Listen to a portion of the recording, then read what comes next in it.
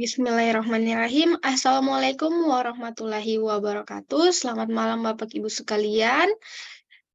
Alhamdulillahirrabbilalamin. Pada malam hari ini kita kembali bergabung di webinar LKP Konsultan Indonesia periode 32. Pada malam hari ini yaitu materi pertama di periode 32 dengan topik perhitungan indeks harga konsumen dasar pagu anggaran. Di sini nantinya kita akan mendengarkan pemaparan materi langsung dari narasumber kita yang tentunya kompeten di bidangnya, yaitu Bapak Kurniawan Ilyas selaku Kabag Hukum Setda Kota Kendari. Baik Bapak Ibu sekalian, untuk mempersingkat waktu langsung saja kita dengarkan pemaparan materi dari Bapak Kurniawan Ilyas. Dipersilahkan Pak.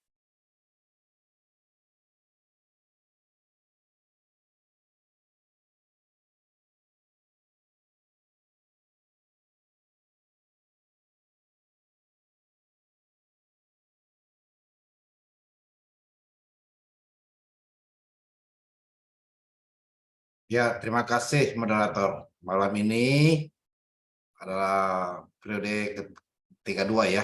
Sudah 32 bulan ya. Kurang lebih 33 bulan ya.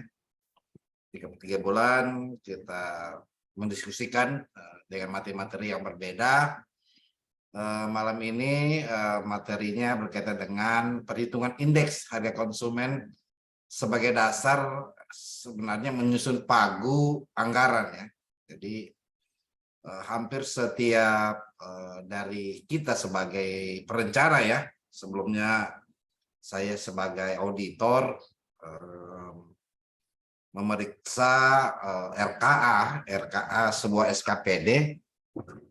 Ternyata RKA SKPD di beberapa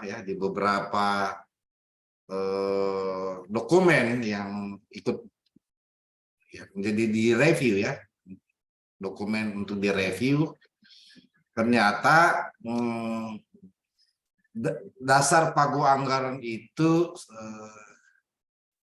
tidak memperhatikan ya indeks harga konsumen, padahal pagu anggaran ini sebagai batas tertinggi atau kecukupan anggaran, ketersediaan anggaran untuk pemerintah daerah, mungkin juga pemerintah pusat ya.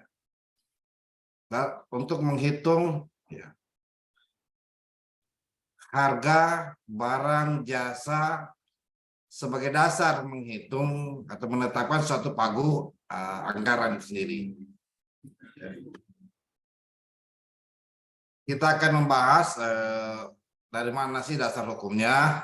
Karena ini berkaitan dengan daerah, tentu lebih banyak kita mendiskusikan tentang daerah.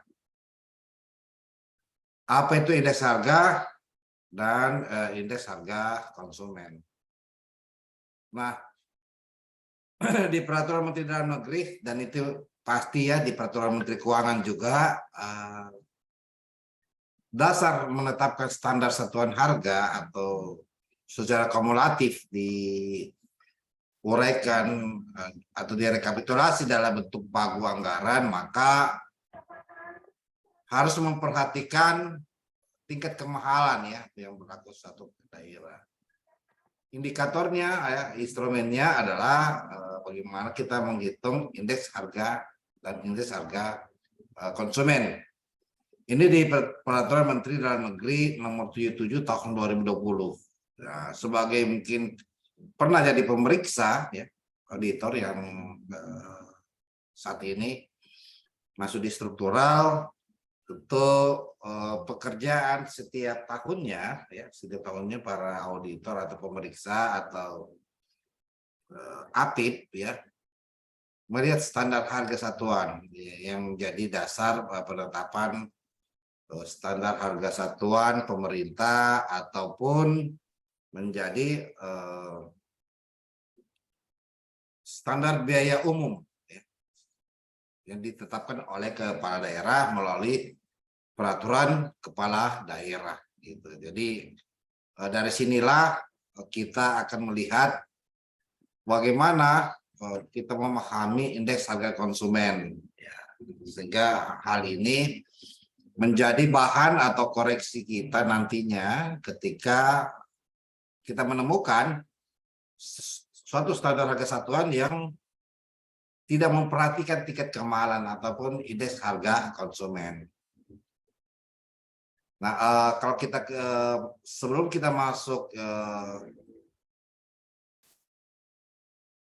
indeks harga konsumen, maka kita harus lebih dipahami apa sih indeks harga itu sendiri. Indeks harga ini adalah satuan atau perkalian terhadap suatu satuan atau koefisien suatu barang atau jasa. Jadi ada dua metode yang kita lihat ya, bagaimana menghitung misalnya indeks harga. Jadi basicnya adalah kita ingin menghitung dulu indeks harganya, baru kita masuk indeks harga konsumen ya. Ya, ada indeks harga agregatif sederhana ya, atau tidak terimbang. Saya kira rumusnya cukup sederhana ya, cuma pembagian dan perkalian. Nah, misalnya ya barang semen ya tahun 2022 ya, harganya 90.000. Dia mengalami kenaikan harga menjadi 97. Maka kalau kita bicara indeks harga, maka kita memperoleh rumus ya, rumus indeks harga agregatif tidak ditimbang 97.000 dibagi 90 kali 100, maka hasilnya adalah 107,8. 107,8. Jadi ya. Oh, ada kesalahan hitung ya. Harusnya 105. Sama juga metode less player ya. Less player ini tertimbang dari kuantitas barang ya. Rumusnya cukup jelas. Ya, dikasih contoh tahun 2022 setelah dikalikan jumlah tahun dasar tahun 2020 ya, harusnya 2021 ini 200 ya 10.000. Sementara kalau dikalikan ya harusnya tahun 2021 ini ya, bukan 2022. Sementara harga dikalikan jumlah barang di tahun 2020 adalah 200.000. Berarti kita memperoleh indeks ya, angka indeks last payer ini adalah 105 ya sendiri. Jadi ini bicara tentang indeks harga. Ada juga ya kalau indeks harga agregatif tertimbang ini, selain metode last payer ini, kita lihat metode pasti ya. Jadi di mana indeks harga tertimbang ini dengan kuantitas barang yang diikut dengan QX sebagai faktor penimbang ya. Rumusnya juga cukup sederhana, cuma kali dan bagi ya. Jadi kita bisa lihat contoh ya di keseluruhan harga barang tahun berjalan setelah dikalikan dengan jumlah barang pada tahun yang sama, misalnya 614.500, sementara harga dasarnya dikalikan barang ya, jumlah barang di tahun 2023 adalah 520.000 ya. Ya sama ya, kenaikan 1,18%. Jadi ini rumus yang cukup sederhana untuk melihat indeks harga. Sama juga metode Marshall and Gewart ini ya, dengan rumus yang tidak kurang lebih sama dengan metode pasti ini IP ya, dimana contoh ya kuantitas jumlah barang pada tahun dasar 2022 ditambah dengan jumlah barang 2023 setelah dikalikan harga barang tahun berjalan adalah 872.500. Sementara jumlah kuantitas barang ya pada tahun 2022 ditambah dengan kuantitas barang tahun 2023 setelah dikalikan ya harga barang tahun 2022 ini adalah 600 ya, bisa dibagi saja 126 ya hasilnya atau 1,26%. Nah, apa sih indeks harga konsumen? Adalah nomor indeks yang menghitung rata-rata ya. Jadi menghitung rata-rata barang dan jasa yang telah dikonsumsi oleh konsumen. Jadi biaya atas barang konsumsi dinyatakan dalam bentuk indeks ya, telah dinilai dan klasifikasi menurut porsi belanja masyarakat dalam suatu komoditi. Nah, indeks harga konsumen ini juga untuk mengukur ya terjadinya inflasi menjadi pertimbangan dalam menyesuaikan gaji misalnya, ya, upah, dana pensiun, kontrak dan lain-lain. Jadi tanpa ada perhitungan indeks harga konsumen dalam hal menyusun misalnya, hampir kebanyakan ya di pemerintah daerah menyusun ya menggunakan data BPS saja, mungkin data BPS mungkin agak terlambat terbitnya, maka ini akan menambah permasalahan baru, yaitu harga atau pagu anggaran yang disediakan untuk setiap item pekerjaan itu akan mengalami ya perbedaan dengan harga yang sebenarnya di pasar. Jadi untuk mengukur tingkat harga akan barang dan jasa dianggap menjadi konsumsi masyarakat secara rata. Biasanya indeks harga konsumen berdasarkan survei harga biaya hidup di suatu daerah perkotaan yang dilakukan secara bertahap. Jadi kita ketahui ya biaya hidup ini sebenarnya ya, sudah ada standar internasional ya, standar internasional berapa biaya hidup per hari untuk sebuah masyarakat yang berpenghasilan rendah, berpenghasilan sedang dan berpenghasilan tinggi itu sendiri. Nah, konsep perhitungannya ya saya kira kita indeks harga konsumen, harga satuan dasar ya dan harga sekarang. Ada juga harga barang ya dalam kode I dan periode tertentu. Kit adalah jumlah barang I pada periode tertentu. PIO adalah harga barang I pada periode dasar 0 ya. Jumlah O ya. Jumlah barang pada periode dasar O ini. Ini rumus yang sudah baku ya yang dipakai oleh teman-teman. Harusnya teman-teman Bapeda ini sudah masuk di wilayah ini ketika ingin menyusun atau memberikan pagu indikatif ya. Kalau di APBN itu disebut pagu indikatif. Kalau di anggaran misalnya di daerah bisa masuk TPAS, termasuk juga masuk di RK itu sendiri ya. Nah, saya kasih contoh sebuah contoh yang cukup sederhana ya pada tahun 2023 misalnya tahun ini ya satu jenis barang harganya 57.000 per unit. Ya, jadi pada tahun dasar harga barang tersebut adalah 49.000 per unit. Maka indeks harga konsumen ini pada tahun 2018 dengan rumus sebagai berikut. Jadi indeks harga konsumen ini sebenarnya harus dihitung untuk periode 5 tahun. Kita peroleh bahwa dengan indeks harga konsumen tahun 2018 maka ya sama ya rumusnya. Ya, hal yang sama juga kalau kita bicara rumus lain ya, rumus lain dari indeks harga tersebut ya, PITKI ya, bagi ya PITKI kali 100%.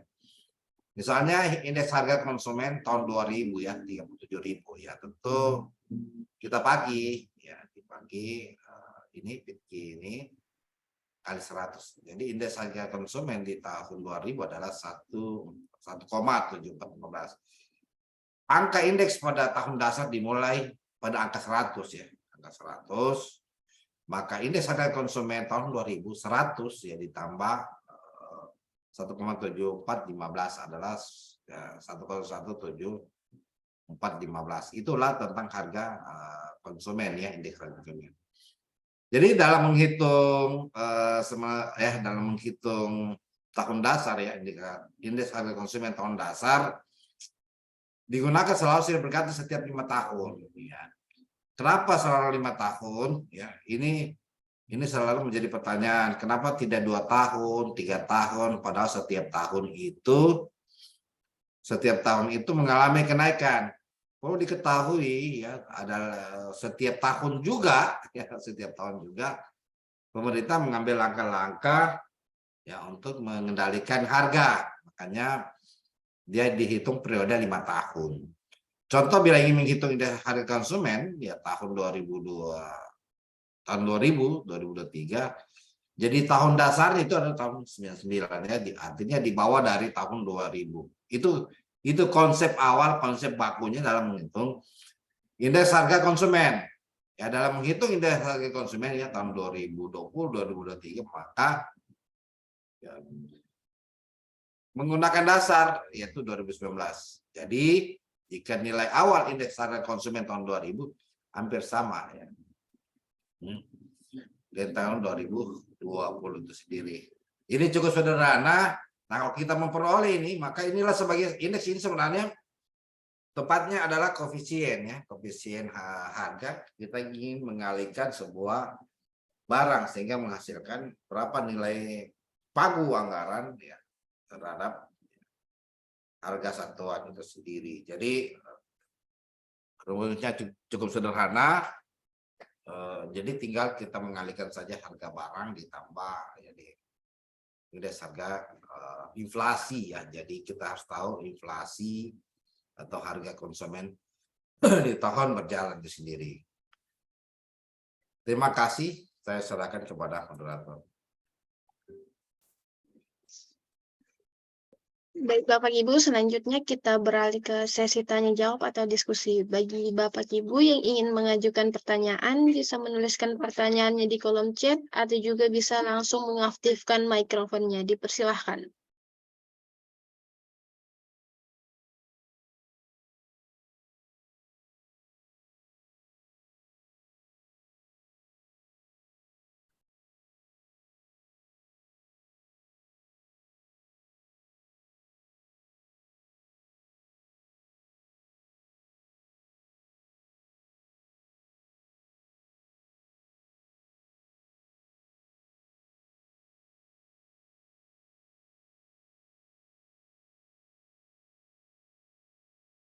Sekali lagi, bagi Bapak Ibu yang ingin bertanya, dipersilahkan.